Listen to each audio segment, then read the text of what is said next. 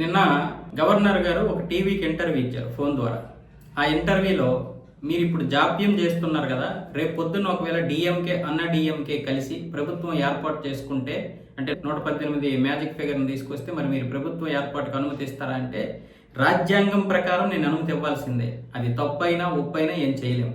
ఎందుకు అంటే రాజ్యాంగం మెజారిటీ సభ్యులు ఉంటే వాళ్ళు ప్రభుత్వం ఏర్పాటు చేసుకోండి అని చెబుతోంది.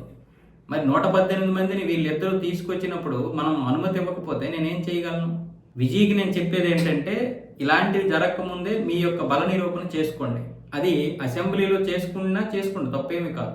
కానీ అసెంబ్లీ కంటే లోక్భవన్లో మీరు జస్ట్ ఆ పేర్లు ఏవైతే ఉన్నాయో ఆ పేర్లు ఇవ్వండి చాలు అన్నాను తప్ప నేనేం విజయ్కి వ్యతిరేకన కాదు అంటున్నాడు. అంటే డిఎంకే కలవడానికి ఇప్పుడు అవకాశాలు ఉన్నాయి, వాళ్ళిద్దరు మాట్లాడుకుంటున్నారు అన్న విధంగా బయట జరుగుతున్నటువంటి దీనికి ఆ విలేకరు అడిగినటువంటి ప్రశ్నకి ఈయన చెప్పాడు సమాధానం. కరెక్టే, ఆ విలేకరు అడగడము తప్పు కాదు, ఈయన చెప్పడము తప్పు కాదు.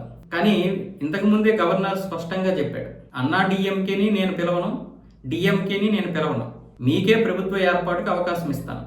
కాకపోతే ఏదైతే మీరు సమయం కావాలని అడుగుతున్నారో ఆ సమయము మీరు బలం నిరూపించేసుకోండి. ఆ సమయంలో తర్వాత ప్రభుత్వాన్ని ఏర్పాటు చేసుకోండి, ఆ తర్వాత అసెంబ్లీలో నిరూపించుకోండి. ఈ విషయమే నేను చెప్తున్నానని ఆ ఇంటర్వ్యూలో చెప్తున్నాడు. అంటే డిఎంకే కలవచ్చు, కలవకపోవచ్చు.